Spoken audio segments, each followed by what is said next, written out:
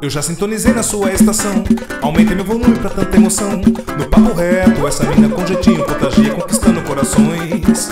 Programa premiado, até no Press Awards, com ela ninguém pode. A mina do poder, seu nome tá na boca da comunidade. Caminho certo pra felicidade. A mina tá show.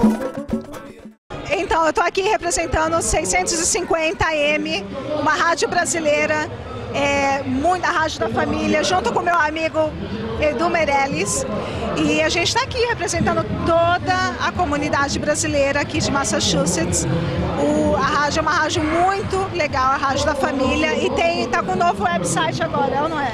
Como eu havia te dito, ela fala muito. Olá, pessoal que está nos ouvindo aí na internet, nos vendo também na internet. Gente, ó, uma síntese do que é a Rádio 650. É uma rádio brasileira de Massachusetts. Nós estamos lá em Framingham.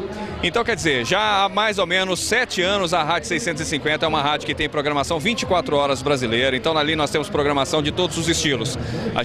Nós temos programas evangélicos, nós temos talk show, nós temos programas que falam de assuntos relevantes à comunidade brasileira. Então, a gente convida você a conhecer aí a 650, a ouvir, você que já ouve, muito obrigado. É 650am no seu dial. E nós temos também um novo website que é o www.radio650am.com, onde você vai ficar sabendo das novidades. Tem câmera ao vivo, tem som, tudo isso e muito mais, tá bom? Então, obrigado aí pela visita de vocês aqui no Business Expo que tá rolando aqui no DCU Center em Houston. Visite nosso website, né? É lógico, você que tá na sua casa, que você não veio pra cá, você tá perdendo. A festa tá muito boa. Tá muito boa. Boa mesmo. E estamos cheios de promoções no nosso website, várias promoções.